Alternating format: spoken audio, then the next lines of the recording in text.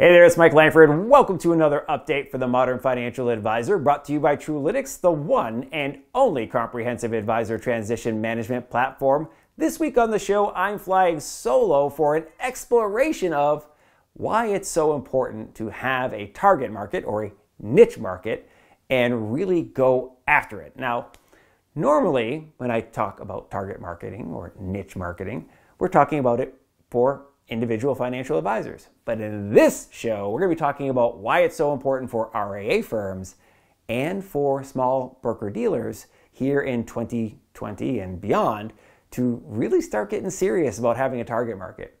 Now, a little preview, it's going to help you in terms of your client base that you will serve, that your advisors are serving. If you have some level of focus on the types of clients you serve and what you do for them, it's going to help the business as a whole. And if you have a handful of advisors or maybe 100 or 200 advisors, thinking through the target market that you want your firm to serve is really going to help you from a marketing perspective in the same way that it helps individual advisors to have a target market.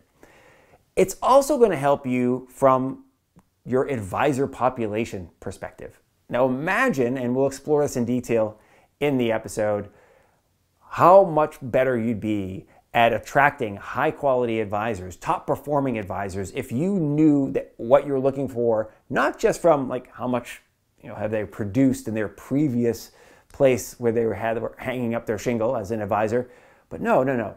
You're looking for advisors who have a focus on the type of client that they want to serve, and that fits your target market within your firm. So in the examples that we're going to be diving into here for this episode of the podcast, we're diving into what if you built a firm that was targeting tech professionals, tech leaders, like startup founders and leaders at large technology firms.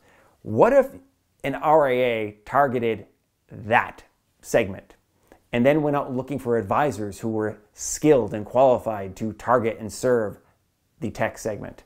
How much more profitable, how much more efficient would that business be?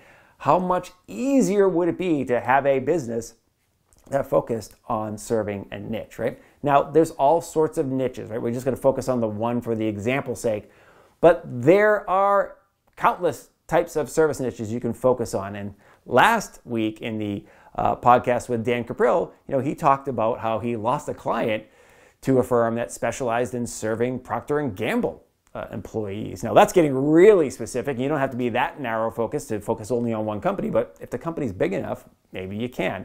So really, really important. And I think now's the time that, again, RIAs and maybe smaller broker-dealers can really stand out and really just seize the day by getting a little more laser focused. So we're going to dive into why that is true.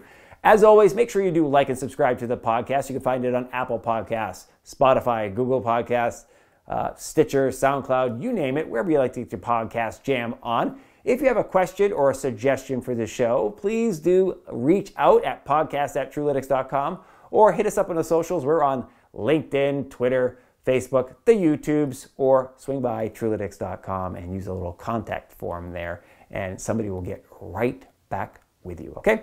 Hope you enjoy the show. Please stay safe, wear your mask, keep your distance, be nice to one another, right? Everybody needs it right now, okay? We will see you in your earpods here in a moment, all right? See ya. Bye.